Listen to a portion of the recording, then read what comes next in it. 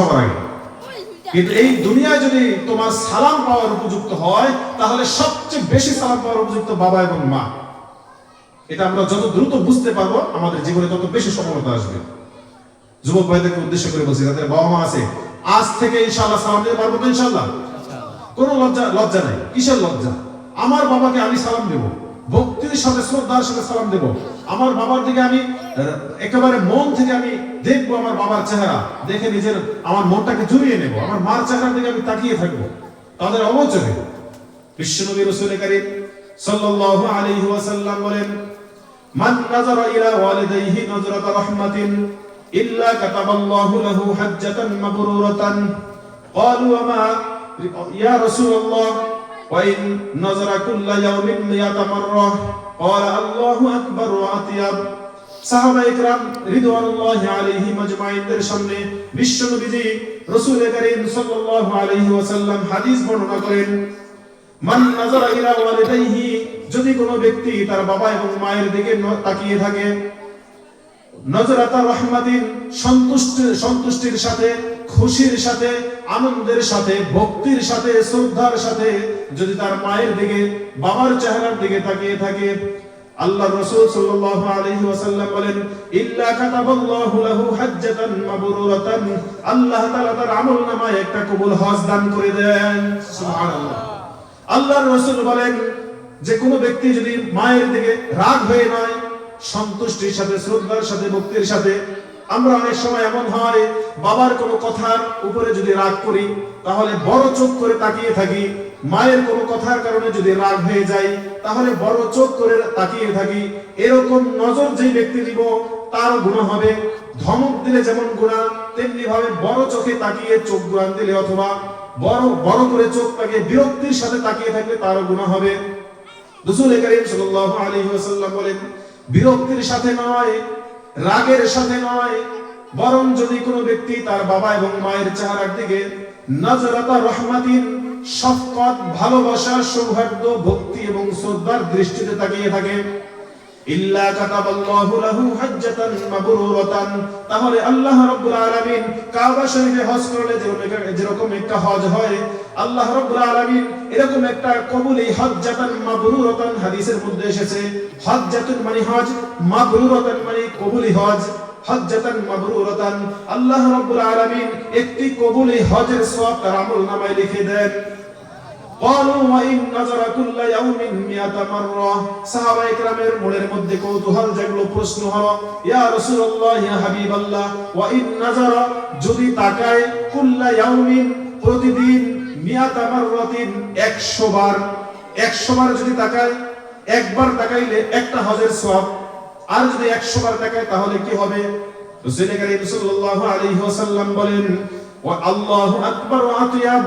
এর অর্থ মুহাদ্দিসিন ইকরাম, হাদিস বিশারদগণ এই হাদিসের তাফসীর ব্যাখ্যা করেছেন যে আল্লাহর রাসূল বলতে চেয়েছেন, যদি কোনো ব্যক্তি 100 বারও তার বাবা মায়ের দিকে ভক্তির সাথে, শ্রদ্ধার সাথে, ভালোবাসার সাথে, সৌহার্দ্যের সাথে তাকিয়ে থাকে, আল্লাহ তাআলা 100টা হজই তার আমলনামায় দান করে দিবেন।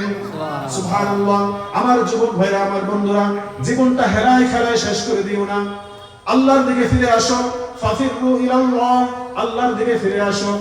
আল্লাহর থেকে দূরে যাও না, আল্লাহর দিকে ফিরে আসো। আলাম ইয়ানিল লাযিনা আমানু আন তাখশা কুলুবুহুম লিযিকরিল্লাহ, তোমাদের অন্তর কি আল্লাহর ভয়ে ভীত সন্তুষ্ট হওয়ার সময় কি এখনো হয়নি? আমার যুবক ভাইরা, এই দেশে অনেক সিনেমার গায়িকা আছে, গায়ক আছে, অনেক অভিনেতা অভিনেত্রী আছেন। বিভিন্ন ভাবে তারা বিভিন্ন সময় তারা দেখবা বিভিন্ন অনলাইনের মধ্যে, সোশ্যাল মিডিয়ার মধ্যে ভাইরাল হয়। তারা বলে, জীবনে শান্তি খুঁজেছি অনেক জায়গায়, তৃপ্তি খুঁজেছি অনেক জায়গায়, প্রশান্তি খুঁজেছি অনেক জায়গায়, কোনো কিছুই পাই নাই। সব শেষ করে, সবকিছু লাথি মেরে আল্লাহর দ্বীনের দিকে ফিরে এসেছি, আল্লাহর দ্বীনের কাছে ফিরে এসেছি প্রশান্তির জন্য। এরকম আমি এখানে বসে ডজন খানেক অভিনেতা অভিনেত্রীদের নাম বলতে পারবো, যারা সারা দুনিয়ায় প্রশান্তি খুঁজে ব্যর্থ হয়েছে, সারা দুনিয়ায় শান্তি খুঁজে ব্যর্থ হয়েছে, সারা দুনিয়ায় কোথাও কোনো শান্তি খুঁজে পায়নি, প্রশান্তি খুঁজে পায়নি। অবশেষে তারা কি করেছে? দ্বীনে ফিরে এসেছে, আল্লাহর কাছে ফিরে এসেছে। আল্লাহ তাআলা বলেছেন, ফাফিরু ইলাল্লাহ, আল্লাহর দিকে ফিরে আসো, আল্লাহর দিকে ভাগো, আল্লাহর দিকে দৌড়াও। আমার ভাইরা, আমার বন্ধুরা, বিশেষ করে আমি যুবক ভাইদের পায়ে হাত দিয়ে বলছি, 5 ওয়াক্ত নামাজ ধরো, হক মতো চলো, হালাল মতো চলো, বাবা মাকে শ্রদ্ধা করো, বাবা মায়ের সাথে কখনো গাদ্দারি করো না, বাবা মায়ের সাথে বিশ্বাসঘাতকতা করো না। বাবা মা জীবনকে খুইয়ে দিয়ে রক্তকে পানি করে তোমাকে অফিসার বানিয়েছেন, শিক্ষিত বানিয়েছেন, তোমাকে হাঁটতে শিখিয়েছেন, বলতে শিখিয়েছেন, সমাজে নেতৃত্ব দেওয়া শিখিয়েছেন।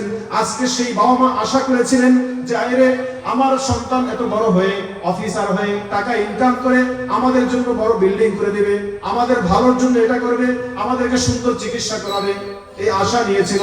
কিন্তু তুমি সন্তান বড় হয়ে এত টাকার মালিক হয়ে তোমার বাবা মায়ের সাথে বিশ্বাসঘাতকতা করেছো। আমার যুবক ভাইরা, আমার বন্ধুরা, এজন্য আমাদের দৃঢ় প্রতিজ্ঞাবদ্ধ হতে হবে। আজকের মাহফিল থেকে আল্লাহ পাকের দরবারে ওয়াদা করতে হবে, আজকের পর থেকে নিয়ে কোনোদিন বাবা মায়ের সাথে কোনো বেয়াদবি করা যাবে না, 5 ওয়াক্ত নামাজ ছাড়া যাবে না, আলেম ওলামাদের সাথে থাকতে হবে, মসজিদ মাদ্রাসার সাথে সম্পৃক্ত থাকতে হবে, গুনাহের রাস্তায় যাওয়া যাবে না, অসৎ ফ্রেন্ড সার্কেলের কাছে যাওয়া যাবে না। বন্ধু ভালো হতে হবে, তাহলে তুমিও ভালো হতে পারবে। ঠিক আছে তো যুবক ভাইরা? ইনশাআল্লাহ ইনশাআল্লাহ তুসাহিবিল্লাহ মুমিনান ওয়ালা ইয়াকুল তুআমাকা ইল্লা তাকিয়ুন। আল্লাহ রাসূল সাল্লাল্লাহু আলাইহি ওয়াসাল্লাম বলেছেন, তোমার বন্ধু যেন খাঁটি মুমিন হয়। খাঁটি মুমিন, ভালো মানুষ ছাড়া কেউ যেন তুমি কাউকে বন্ধু বানায়ো না। আজ থেকে ইনশাআল্লাহ আমার ফ্রেন্ড সার্কেল যেন ভালো মুমিন হয়, সৎ বন্ধু আমরা গ্রহণ করব। এবং সামাজিক যত নেশাকর দ্রব্য আছে, এই নেশা, ইয়াবা, ফেন্সিডিল, গাঁজা, এগুলো সমাজে ঢুকতে দেব না। যুবক ভাইরা রাজি আছে তো ইনশাআল্লাহ?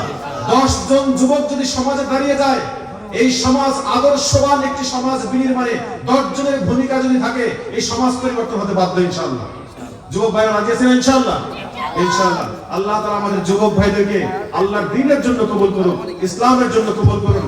আল্লাহ তাআলা আমাদেরকে এভাবে একসাথে আল্লাহর আরশের নিচে ছায়া গ্রহণ করার তৌফিক দান করুন। আমাদের ভালোবাসা আল্লাহ তাআলা জান্নাত পর্যন্ত নিয়ে যাওয়ার তৌফিক দান করুন। আমিন ওয়া আখিরু দাওয়ানা আলহামদুলিল্লাহি রাব্বিল আলামিন। আসসালামু আলাইকুম ওয়া রাহমাতুল্লাহি ওয়া বারাকাতুহু।